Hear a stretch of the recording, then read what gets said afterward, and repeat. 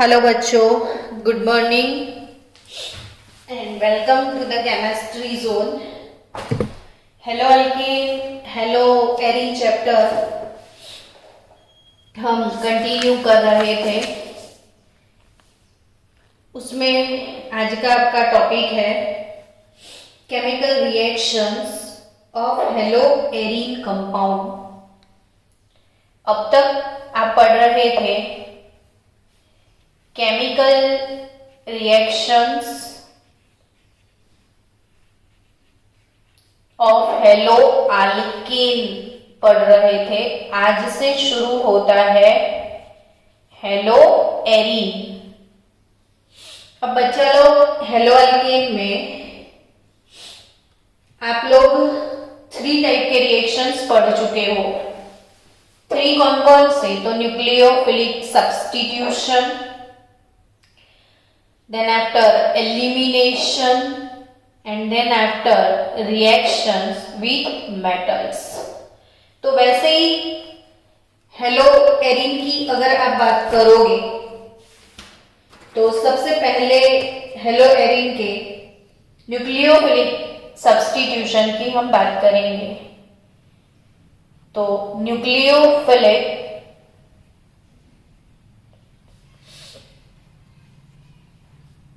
substitution of hello arene. Nucleophilic substitution SN यानी SN reactions SN1 और SN2।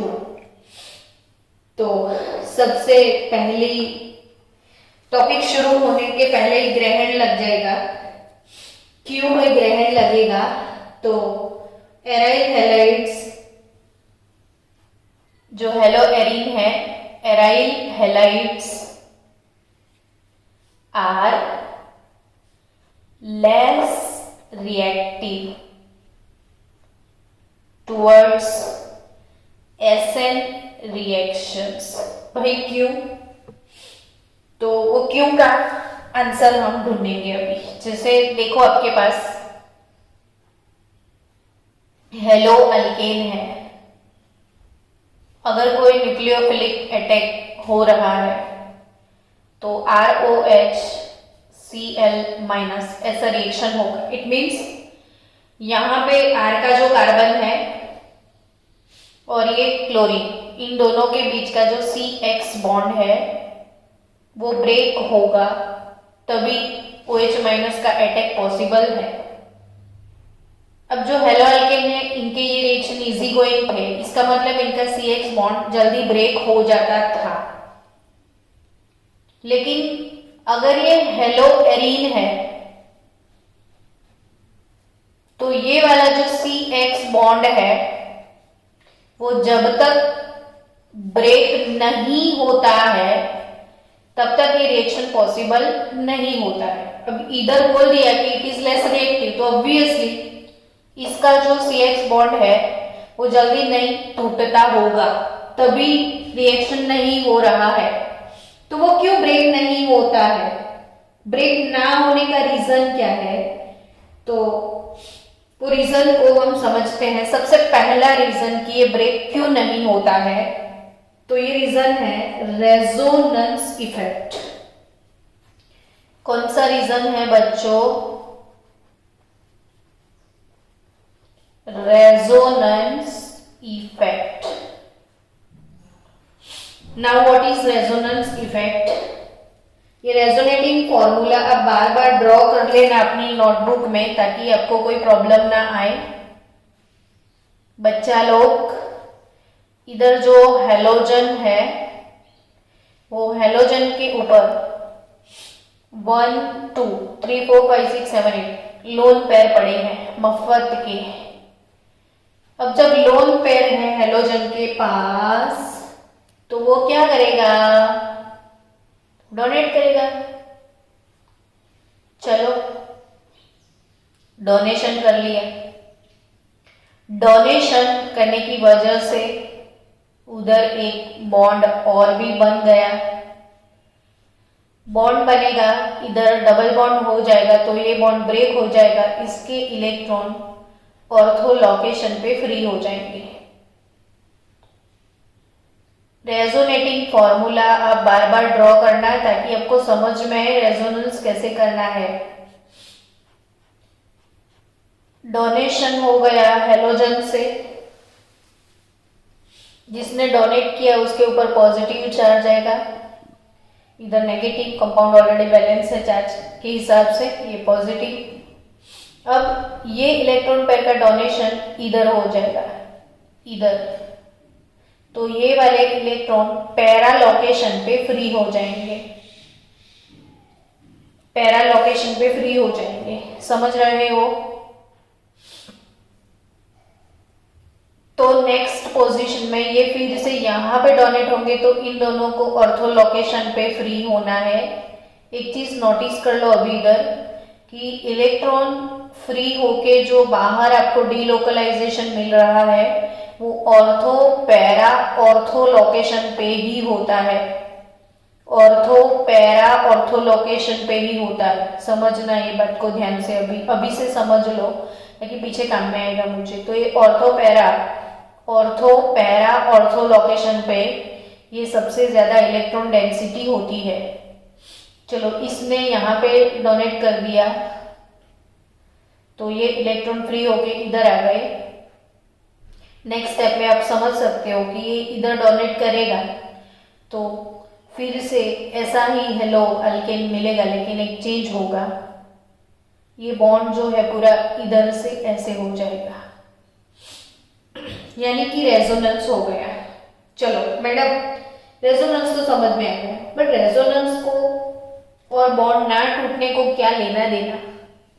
तो बच्चों देखो ना, रेजोनेटिंग फॉर्मूला 3 ऐसे है जिसमें कार्बन और हेलोजन के बीच में डबल बॉन्ड कैरेक्टर आ गया, ये पार्शियल डबल बॉन्ड कैरेक्टर यहां पे दिखता है।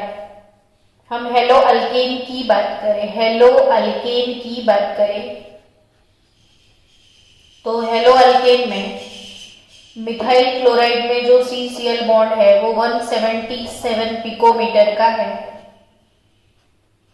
हेलो एरिन की बात करें जिसमें हम क्लोरोबेंजीन की बात करें तो क्लोरोबेंजीन का CCl बॉन्ड 169 पिकोमीटर है। वैल्यू मैंने इसलिए लिख दिया ताकि आपको वैल्यू से पता चले कि कौन बड़ा कौन छोटा। इसका लेंथ ज्यादा है, इसका लेंथ कम है, क्यों?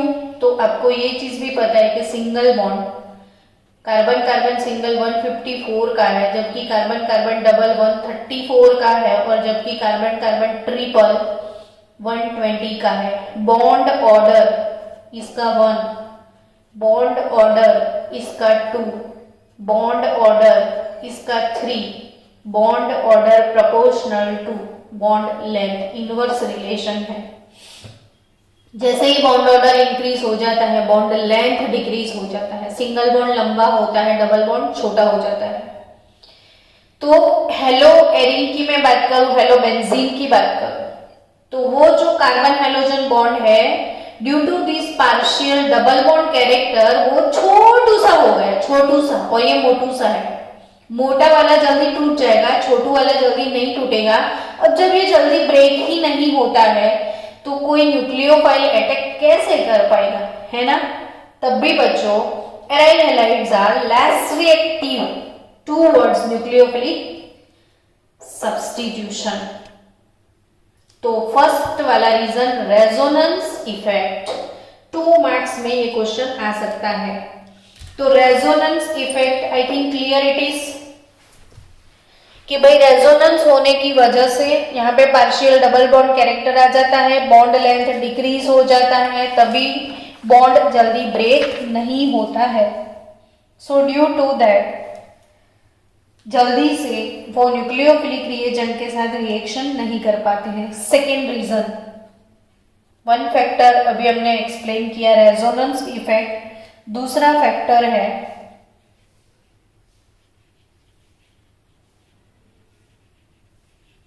difference in hybridization, difference in hybridization of carbon atom in CX bond.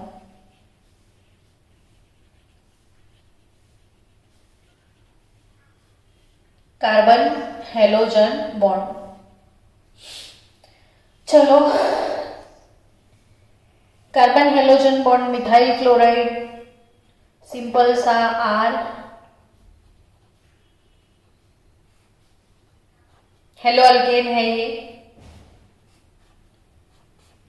और ये वाला है हेलो एरिन. हेलो अल्केन का ये बॉन्ड लॉन्ग है, ये बॉन्ड शॉर्ट है, बट ये कार्बन की बात की जाए तो ये sp3 हाइब्रिड कार्बन है, और ये halogen containing carbon sp2 hybrid carbon होता है. अब sp3 का मतलब 1s plus 3p, total sp3 4 orbitals होते हैं, तो इसमें s कैरेक्टर 25% होता है. s कैरेक्टर, ये s ऑर्बिटल, इसके साथ ये p ऑर्बिटल, ऐसे 3p ऑर्बिटल इसको यूज करेंगे तो सबके हिस्से में थोड़ा थोड़ा s कैरेक्टर जाता है. टोटल 4 ऑर्बिट बनने वाले हैं, तो सबको s कैरेक्टर मिलता है ना. हर एक हाइब्रिड ऑर्बिट के पास जो s कैरेक्टर है वो 25% होता है, जबकि sp2 हाइब्रिडाइजेशन होता है. s ऑर्बिटल के साथ सिर्फ 2p ऑर्बिटल होते हैं, तो इसमें s plus 2p gives sp2, तो s कैरेक्टर 33% इंक्रीज हो जाता है.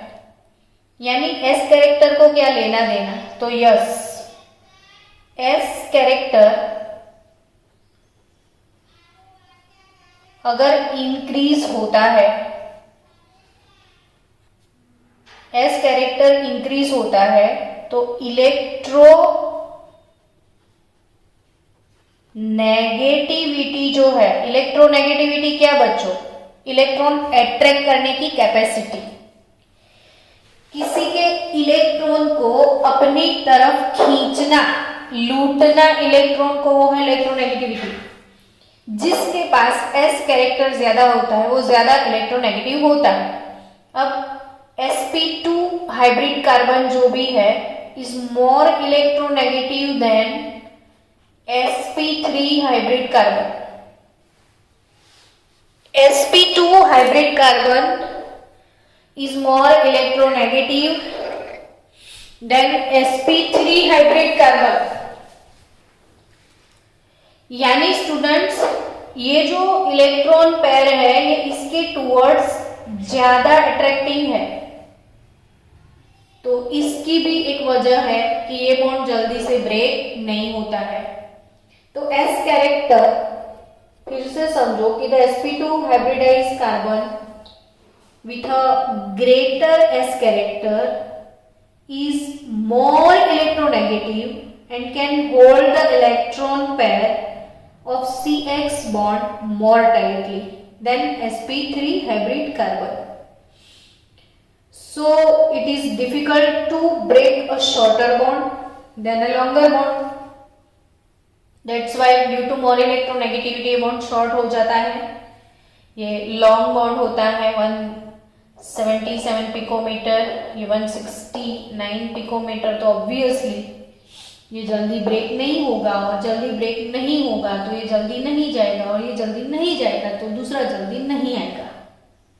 अब न्यूक्लियोफिलिक अटैक है ना, तो ये न्यूक्लियोफाइल X जिसको इलेक्ट्रॉन लेके जाना है, X को इलेक्ट्रॉन यहाँ से लेके जाना है, आने वाला जो रिएजेंट है अपने इलेक्ट्रॉन यहाँ पे देने वाला है, लेकिन यहाँ पे तो उल्टा है, कार्बन अपने इलेक्ट्रॉन खींच के रखता है, X को जल्दी मिलेंगे नहीं, तो वो कैसे जल्दी जाएगा ताकि दूसरा लेके आए. तो ये वाला कार्बन मोर इलेक्ट्रोनेगेटिव है, इलेक्ट्रॉन खींच के रखता है, X को जल्दी नहीं देता है, तो जल्दी नहीं जाता है. समझ में आया? चलो नेक्स्ट, थर्ड रीजन भी है, 1 2 3 रीजन. तो तीसरा रीजन जो है वो है instability of phenyl cation. Instability of phenyl cation. बच्चा लोग, इतने दिनों से हम पढ़ रहे हैं कि ये हेलो अल्केन जो है यहाँ से SN1 रिएक्शन में ये ब्रेक हो जाता है और कार्बोकैटायन प्रोड्यूस होता है। 2 दिन से वही चीज सीख रहे हैं कि SN1 रिएक्शन जो की है इसमें फर्स्ट स्टेप में फॉर्मेशन ऑफ कार्बोकैटायन होता है और कार्बोकैटायन जितना स्टेबल होता है उतना ये रिएक्शन फास्ट होता है। अब अगर इसके साथ ये रिएक्शन होने हैं तो ये हेलोजन चला जाएगा तो ये फिनाइल कैटायन बनना मांगता है कि नहीं, है ना। अब जब फिनाइल कैटायन उसको बनना है तो कैसे बनेगा वो देखो। तो अभी अभी कब से हम बातें कर रहे हैं कि हेलो एरिन का ये वाला बॉन्ड जो है कि शॉर्ट है, जल्दी से ब्रेक नहीं होता है और जल्दी से ब्रेक नहीं होता है तो ये फिनाइल कैटायन बन ही नहीं पाता है और वैसे भी अगर बन भी गया तो ये अनस्टेबल है। अब ये कंपाउंड मोर स्टेबल, ये लेस स्टेबल, तो मोर स्टेबल से कोई लेस स्टेबल बनना क्यों चाहेगा। इसीलिए ये जो कंपाउंड है उसका सेल्फ आयोनाइजेशन तब होता है। चलो जैसे ये कंपाउंड है, अगर इसने Cl को छोड़ दिया तो कार्बोकैटायन बनेगा जो कि स्टेबल है, तो ऑब्वियसली ये स्टेबिलिटी टुवर्ड्स मूव होने को जाएगा, ये सेल्फ आयोनाइजेशन अपना करेगा।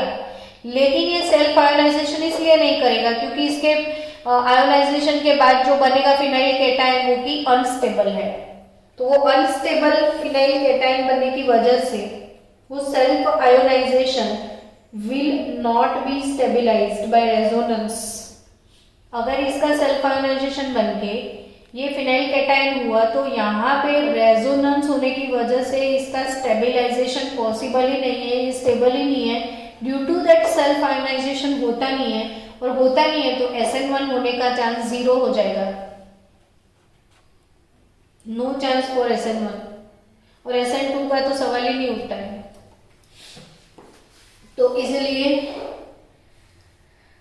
और तीसरा लास्ट एक रीजन है टेक्स्ट बुक में, फोर्थ वाला सॉरी, कि because of the possible repulsion it is less likely for the electron rich electrophile to approach electron rich arenes. आने वाला न्यूक्लियोफाइल इलेक्ट्रॉन रिच है और अपना हेलो एरिन भी इलेक्ट्रॉन रिच पर्सन है। कितने सारे पाई इलेक्ट्रॉन्स है इसके पास और हेलोजन के पास इतने सारे इलेक्ट्रॉन, तो एक इलेक्ट्रॉन रिच पर्सन दूसरे इलेक्ट्रॉन रिच पर्सन को इनवाइट नहीं करेगा जल्दी। तो ये 4 जो रीजन है इसकी वजह से nucleophilic substitutions are difficult in haloarene compound. अब डिफिकल्ट है लेकिन ऐसा तो नहीं बोला ना कि इम्पॉसिबल है। मैं कब से क्या बोल रही हूँ, इट इज डिफिकल्ट। मैंने ऐसा नहीं बोला कि इट इज इम्पॉसिबल। तो अब दोनों के बीच का मतलब क्या है ना। तो सी डिफिकल्ट क्यों है, क्योंकि CX बॉन्ड ब्रेक नहीं होता है और जो इजीली ब्रेक नहीं होता है तो जबरदस्ती से ब्रेक तो करवा सकते हैं ना हम। तो इसीलिए अगर विगरस कंडीशन अप्लाई की है, रिएक्शन के अंदर बहुत ज्यादा विगरस कंडीशंस आप अगर अप्लाई करोगे तो रिएक्शन हो जाएगा। तो इन विगरस कंडीशन थोड़े बहुत न्यूक्लियोफिलिक रिएक्शंस जो होते हैं वो पढ़ते हैं। तो चलो replacement bye hydroxyl group,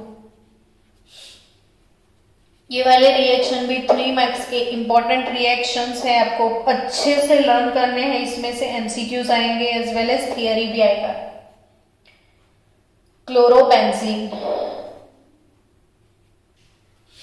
chlorobenzene का रिप्लेसमेंट OH से करना है। न्यूक्लियोफाइल, एक न्यूक्लियोफाइल Cl को हटाओ, दूसरा न्यूक्लियोफाइल OH को इनपुट करना है हमको।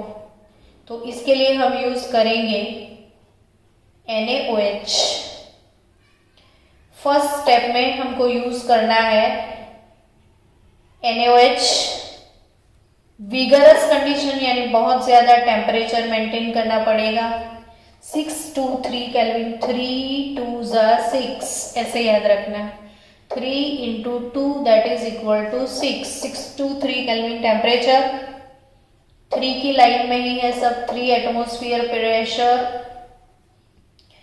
सेकेंड स्टेप में हाइड्रोलिसिस करना पड़ेगा। In presence of acid you will get phenol. और बच्चा लोग, यह है फिनॉल की preparation, Dow process. Next chapter alcohol phenol ether में हमें प्रिपरेशन में भी पढ़ने वाले हैं preparation of phenol, Dow process ने phenol from chlorobenzene, phenol from chlorobenzene. लेकिन इतनी सारी विगरस कंडीशन के अंदर ये रिएक्शन हुआ, क्या कोई इजी वे नहीं है कि ये रिएक्शन हो जाए? तो है ना, कोई इजी वे में क्या इजी वे हो सकता है? तो बच्चा लोग, substitution of chlorine atom by OH group in presence of electron attracting group NO2 लगा दो इसको। अगर बेंजीन की रिंग को इलेक्ट्रॉन अट्रैक्टिंग बनाना है तो इस इलेक्ट्रॉन रिच ग्रुप के साथ ऐसा ग्रुप अटैच करो जो उसके इलेक्ट्रॉन लूट के चला जाए। और स्ट्रॉन्ग लूटनिया पर्सन NO2 है। मैं जो वर्ड्स बोल रही हूँ याद रखना, स्ट्रॉन्ग लूटनिया। NO2 बहुत इलेक्ट्रॉन लूटता है, सबसे ज्यादा इलेक्ट्रॉन विड्रॉइंग ग्रुप है। NO2 लगाने की वजह से रिंग के इलेक्ट्रॉन लूट गए ना, तो रिंग को इलेक्ट्रॉन की डेफिशिएंसी हो गई। और इलेक्ट्रॉन की थोड़ी बहुत डेफिशिएंसी होने की वजह से वो दूसरे न्यूक्लियोफाइल को बोलेगा कि आजा भाई आजा।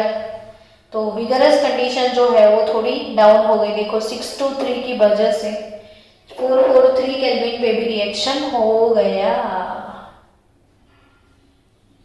तो ये कंडीशंस कैसे वो डाउन होती जा रही है वो मैं समझाना चाहती हूँ। आपको ये चीज समझना है कि एक NO2 यहाँ पे डाल दिया तो रिंग के अंदर इलेक्ट्रॉन डेफिशिएंसी आई, इसकी वजह से ये जो OH रिप्लेसमेंट थोड़ा फास्ट हो गया। 55% प्रोडक्ट आपको मिलेगा। अब कुछ और लिया जाए, लालच लग जाती है ना। एक NO2 डालने से अगर हाले कंडीशन बेटर हो रही है तो और एक डाल दो ना। ऑर्थो लोकेशन पर भी लिखो NO2 डाल दो। 2,4 डाइनाइट्रो क्लोरोबेंजीन ले लो आप। हाँ ओके ठीक है ना। कौन आयु 20 2,4 डाइनाइट्रो क्लोरोबेंजीन जो है 2,4 डाइनाइट्रो क्लोरोबेंजीन, इसका रिएक्शन NaOH 368 केल्विन टेम्परेचर और इन प्रेजेंस ऑफ H+ और भी इजी गोइंग हो गया। देखो 6 to 3 2 6 था, 443 हो गया, अब तो 368 हो गया। कितना कम टेम्परेचर, क्योंकि ये कमाल किसकी वजह से हुआ?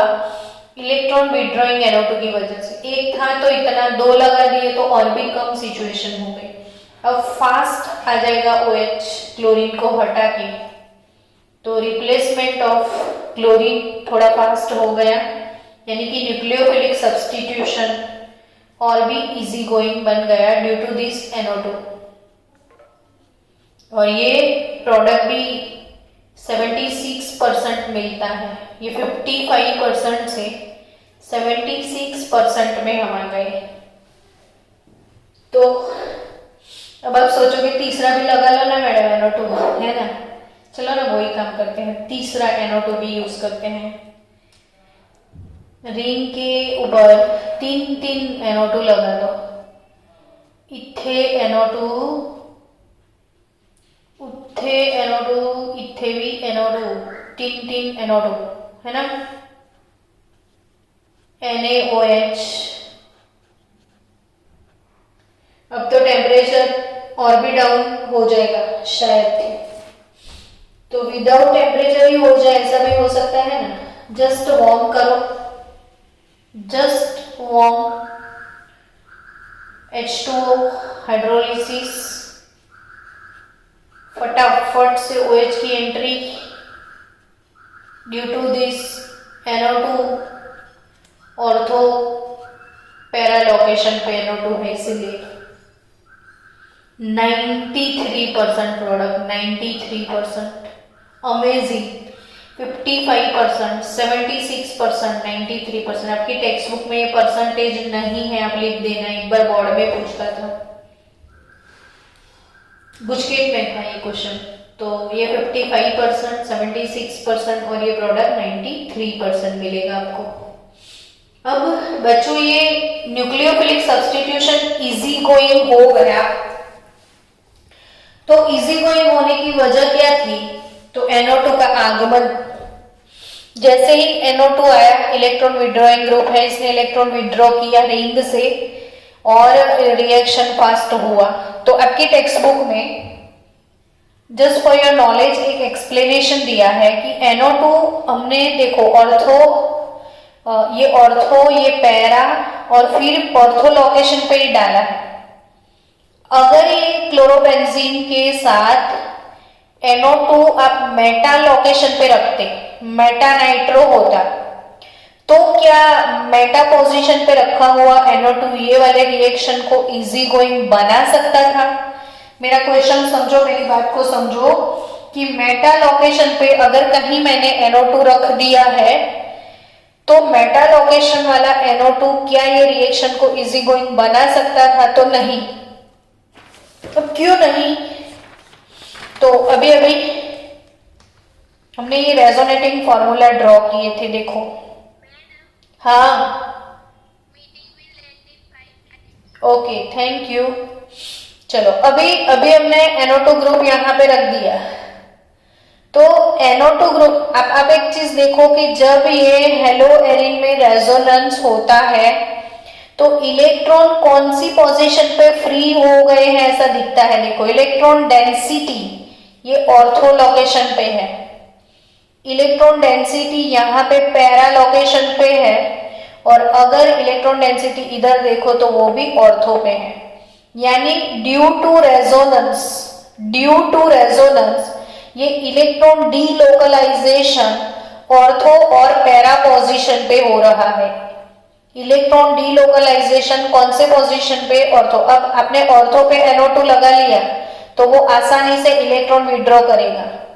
आपने पैरा पे NO2 लगा लिया तो उसके घर के ऊपर लाड़वे आ रहे हैं, लड्डू इधर मिल रहे हैं, तो वो आसानी से विड्रॉ करेगा, आसानी से। तो यानी बच्चों due to resonance electron delocalisation ortho और पैरा लोकेशन पे ज्यादा होता है। तो ऑर्थो और पैरा लोकेशन पे आपने इलेक्ट्रॉन विड्रॉइंग ग्रुप अगर डाल दिया तो वो इजीली इलेक्ट्रॉन को विड्रॉ कर लेगा और अपने रेजोनेंस में यूज कर लेगा। लेकिन आप मेटा पे डालोगे तो मेटा पे तो कभी मेटा लोकेशन पे इलेक्ट्रॉन डेंसिटी कभी आती ही नहीं है, इलेक्ट्रॉन डीलोकलाइज होते ही नहीं है, तो NO2 मेटा से इलेक्ट्रॉन विड्रॉ नहीं कर सकता है। इसीलिए हमेशा हमें ऑर्थो और पैरा लोकेशन पे NO2 डालना है, मेटा पे नहीं। और आपकी टेक्स्ट बुक में विथ रेजोनेटिंग फॉर्मूला ये चीजें एक्सप्लेन करी है, तो आप ध्यान से देख लेना। तो चलो स्टूडेंट्स, अब नेक्स्ट टॉपिक है हमारा electrophilic substitution reactions in haloarene compound. तो ये हो गया हमारा न्यूक्लियोफिलिक सब्स्टिट्यूशन। आपकी टेक्स्ट बुक में रिप्लेसमेंट ऑफ OH है, मुझे और एक रिप्लेसमेंट आपको सिखाना है एक्स्ट्रा, तो आपको याद रखना है replacement of chloro group by cyano group, replacement replacement of halogen by cyanide group, replacement of halogen by cyanide group. तो स्टूडेंट्स ये एक्स्ट्रा शॉर्ट्स ऑर्गेनिक कन्वर्जन के लिए आपको कभी ना कभी चाहिए होगा, तो याद रखना क्लोरोबेंजीन का रिएक्शन, आपको क्लोरोबेंजीन के क्लोरीन को साइनेशन करना है यानी साइनाइड डालना है। तो आप कौन से रिएजेंट यूज करोगे, NaCN plus Cu2 Cn twice, cuprous cyanide NaCN plus Cu2 Cn twice, high pressure 473 kelvin temperature, high pressure 473 kelvin temperature, cyanobenzene आपको मिलेगा और क्लोराइड यानी क्लोरोबेंजीन से साइनोबेंजीन भी आपको मिल सकता है। तो ये एक एडिशनल रिएक्शन आपको याद रखना है। 473 केल्विन टेम्परेचर पे हाई प्रेशर पे क्लोरीन को आप Cn से सब्स्टिट्यूट ऐसे कर सकते हो। तो अब कल पढ़ेंगे हम लोग इलेक्ट्रोफिलिक सब्स्टिट्यूशन के बारे में।